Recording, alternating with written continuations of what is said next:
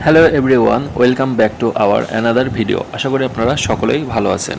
ফারাক্কার gate খোলা থাকলেও বাংলাদেশে বন্যার শঙ্কা নেই জানাচ্ছেন দুই দেশের কর্মকর্তারা। আপনারা সকলেই জানেন যে ভারত থেকে 109টি গেট খুলে দেওয়া হয়েছে ফারাক্কার। তো এখন বন্যার সম্ভাবনা কতটুকু? বাংলাদেশে অলরেডি বন্যা নিয়ে অনেক ফেনী, কুমিল্লা, নোয়াখালী এইসব জেলাগুলো অলরেডি প্লাবিত হয়ে গিয়েছে এবং খুবই খারাপ অবস্থা বাংলাদেশে। তো এর মধ্যে যে তারা ফারাক্কার 109টি গেট খুলে দিয়েছে, তো এখন কি বন্যার সম্ভাবনা কতটুকু, বন্যা কতটুকু হতে পারে বা কোন কোন জেলা প্লাবিত হতে পারে, এরকম বিষয় নিয়ে অনেকে আলোচনা করছে। তো এখন তারা বলছে যে বাংলাদেশে বন্যার সম্ভাবনা নেই, অর্থাৎ 109টি যে গেটটি খুলে দিয়েছে এই বিষয়ে তারা কি বলছে, বিবিসি নিউজ বাংলার একটি প্রতিবেদনে তারা কি বলছে এই বিষয়ে আলোচনা করব। তো এখানে দেখুন, তারা বলছে ফারাক্কার বাঁধের 109টি গেটে সবগুলো খোলা থাকলেও বাংলাদেশে এই মুহূর্তে বন্যার কোনো আশঙ্কা নেই বলে জানাচ্ছেন দুই দেশ।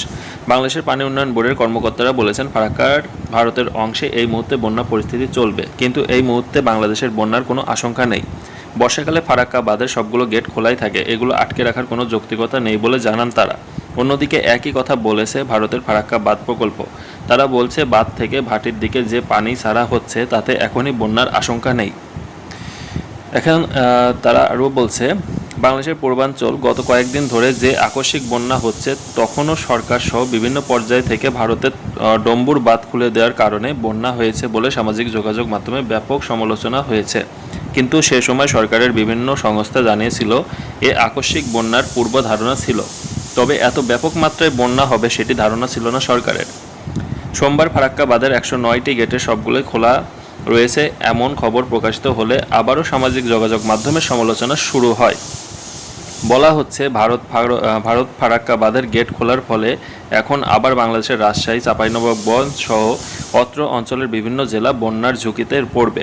কিন্তু এ ধরনের শঙ্কা একেবারে নাকচ করে দিয়েছেন বাংলাদেশের বন্যা পূর্বাভাস ও সতর্কীকরণ কেন্দ্র।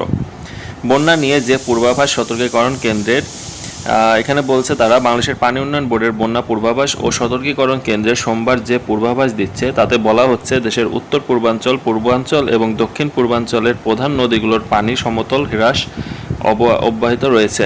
মৌলভীবাজার, হবিগঞ্জ জেলার নদীগুলো পানি বিপদসীমার নিচে নেমে গেছে। এতে আবহাওয়া সংস্থাগুলোর বরাত দিয়ে বলা হচ্ছে, আগামী 48 ঘন্টায় দেশের উত্তর পূর্বাঞ্চল ও এ সংলগ্ন উজানে পাহাড়ি বৃষ্টিপাতের সম্ভাবনা নেই। একই সাথে মৌলভীবাজার ও হবিগঞ্জ জেলার মনু, খোয়াই, ধলাই নদীর পানি হ্রাস পেতে পারে।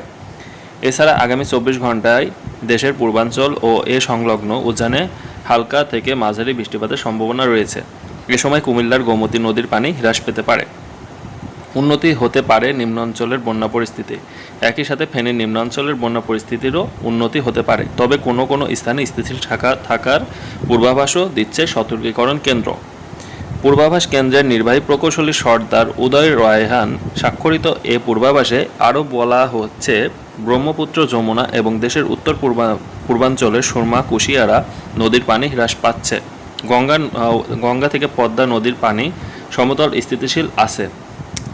উত্তরাঞ্চলে তিস্তা, ধরলা, দুধকুমার নদীর স্বাভাবিক প্রবাহ আছে যে আগামী 48 ঘন্টা পর্যন্ত অব্যাহত থাকতে পারে।